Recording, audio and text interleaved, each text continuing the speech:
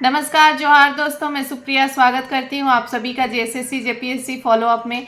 आज हम लोग देखेंगे वीकली करंट अफेयर्स में झारखंड का करंट अफेयर। झारखंड के साप्ताहिक करंट अफेयर्स में 1 फरवरी से लेकर 7 फरवरी तक के सभी इंपॉर्टेंट करंट अफेयर्स जो कि आपके अपकमिंग एग्जाम्स के लिए इम्पॉर्टेंट हैं। चाहे आप जेएसएससी के एग्जाम्स लिखेंगे, जेएसएससी के एग्जाम्स होंगे, सभी एग्जाम में जो स्टेट का एग्जाम होता है उसमें भी करंट अफेयर्स का इम्पॉर्टेंट रोल होता है। जैसे हम लोग का झारखंड का करंट अफेयर्स देखते हैं तो उसमें आपके झारखंड से संबंधित जो भी एग्जाम होंगे उन सब में करंट अफेयर्स पूछा जाएगा। अभी आपका झारखंड पुलिस का एग्जाम होने वाला है, उसमें पूछा जाएगा आपका करंट अफेयर्स। तो आप लोग अपनी तैयारी के साथ साथ करंट अफेयर्स जरूर करते चलिए आज के सेशन की शुरुआत करते हैं। आज का पहला सवाल है, झारखंड के राजभवन में हाल ही में झारखंड के कितने वीर सपूतों के प्रतिमाओं का अनावरण किया गया।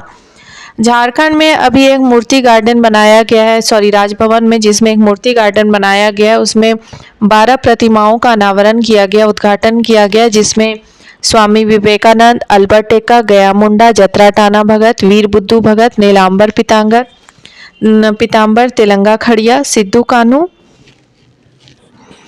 तिलका मांझी और दिवा किशोर। ये मूर्ति गार्डन का उद्घाटन राजभवन में राज्यपाल श्री संतोष गंगवार ने की गरिमामयी उपस्थिति में किया गया और यह राष्ट्रपति द्रौपदी मुर्मू के द्वारा किया गया और उपस्थिति में वहाँ पर राज्यपाल भी थे।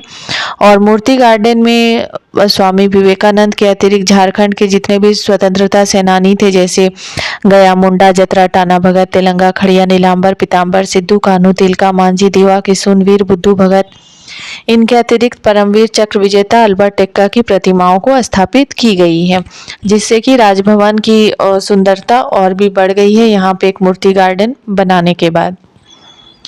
अगला सवाल देखते हैं। अगला सवाल है, हाल ही में रक्षा मंत्री संजय सेठ के द्वारा किस शहर में डिजिटल ई लाइब्रेरी व साइबर पीस कम्युनिटी सेंटर खोलने की घोषणा की गई है। रांची के अरगोड़ा में, और इस लाइब्रेरी का नाम होगा नमो ई लाइब्रेरी एवं साइबर पीस कम्युनिटी सेंटर, जिसका उद्देश्य रहेगा तकनीकी शिक्षा एवं साइबर सुरक्षा के प्रति लोगों को सशक्त बनाना।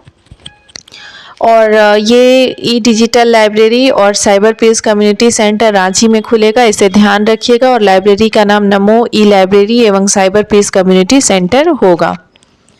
अगला सवाल देखते हैं। अगला सवाल है, हाल ही में बंगाल ग्लोबल बिजनेस समिट 2025 में उद्यमियों द्वारा झारखंड में लगभग कितने निवेशों का प्रस्ताव हुआ है।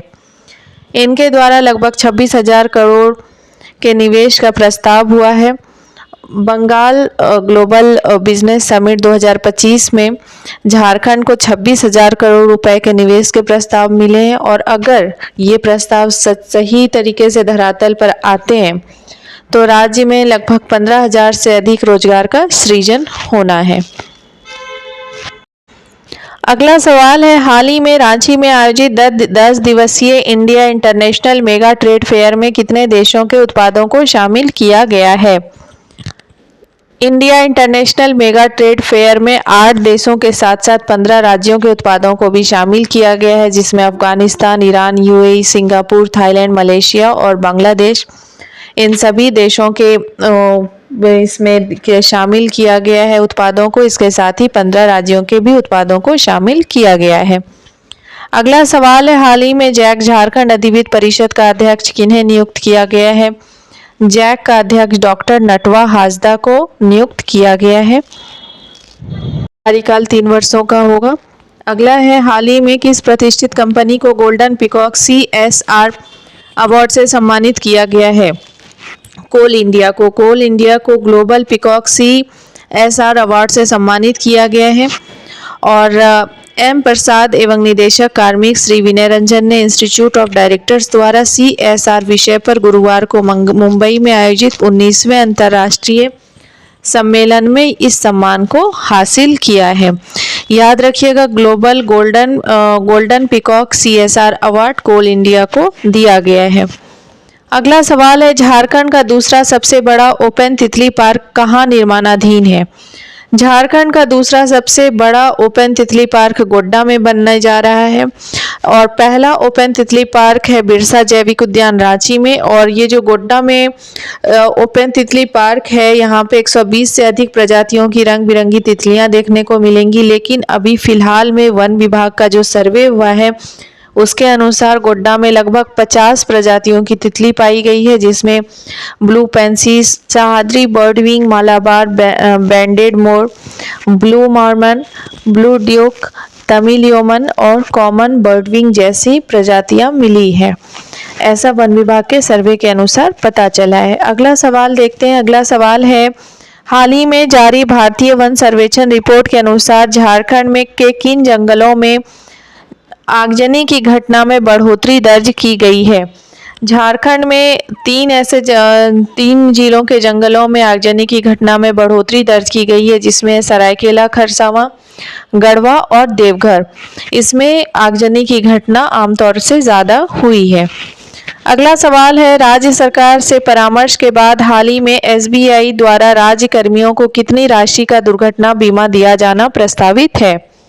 SBI द्वारा राज्य कर्मियों को 1 करोड़ रुपए का दुर्घटना बीमा दिया जाना प्रस्तावित है, जो झारखंड के सरकारी कर्मचारियों की नौकरी, वैसे कर्मचारी जो झारखंड सरकार के अंदर नौकरी कर रहे हैं, दुर्घटना में उनकी मौत होने पर उनके परिजन को 1 करोड़ रुपए की आर्थिक सहायता मिलेगी। पहले यह योजना सिर्फ पुलिस कर्मियों के लिए थी, लेकिन अब सरकारी कर्मचारियों, झारखंड के सभी सरकारी कर्मचारियों के लिए इस योजना का लाभ सबको मिलेगा। जिन कर्मचारियों का सैलरी अकाउंट SBI में है उनको इस योजना का लाभ मिलेगा। जिनका अकाउंट नहीं है उन्हें इस योजना का लाभ लेने के लिए SBI में अकाउंट खोलना जरूरी होगा।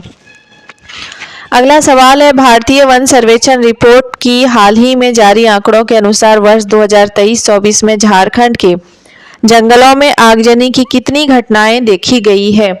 क्योंकि आगजनी की घटनाओं में बढ़ोतरी हुई है, तो 23-24 का जो सर्वेक्षण हुआ है इसके अनुसार झारखंड के जंगलों में 7,525 घटनाएं देखी गई है आगजनी की, जिसमें सर्वाधिक आगजनी पश्चिमी सिंहभूम के जंगलों में हुई है।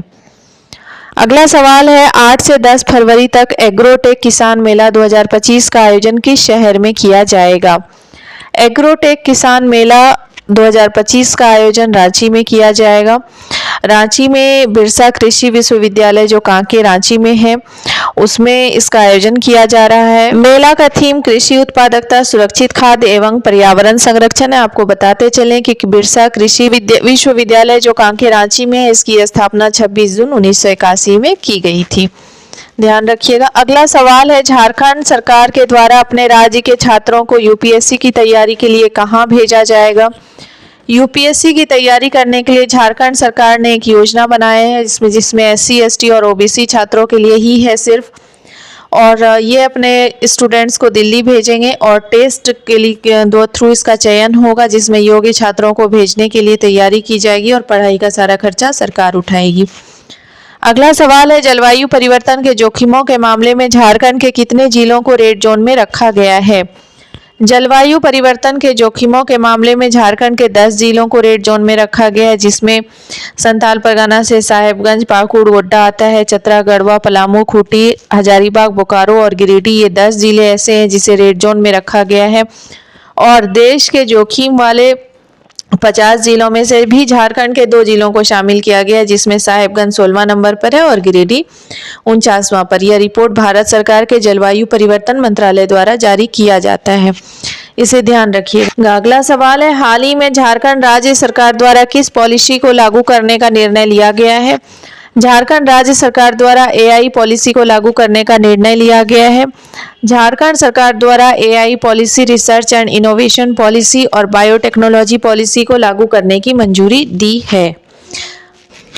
अगला सवाल और आज के सेशन का आखिरी सवाल देखते हैं, झारखंड का पहला 10 लेन सड़क का निर्माण कहाँ किया जाएगा।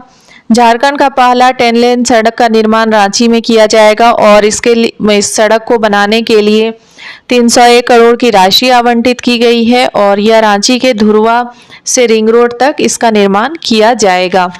उम्मीद करती हूँ आप लोगों को आज का सेशन पसंद आया होगा। जाते जाते सेशन को लाइक करना बिल्कुल भी ना भूलें और अपने फ्रेंड्स के साथ जरूर शेयर करें। मिलते हैं अगले सेशन में एक नए टॉपिक के साथ। Thank you everyone.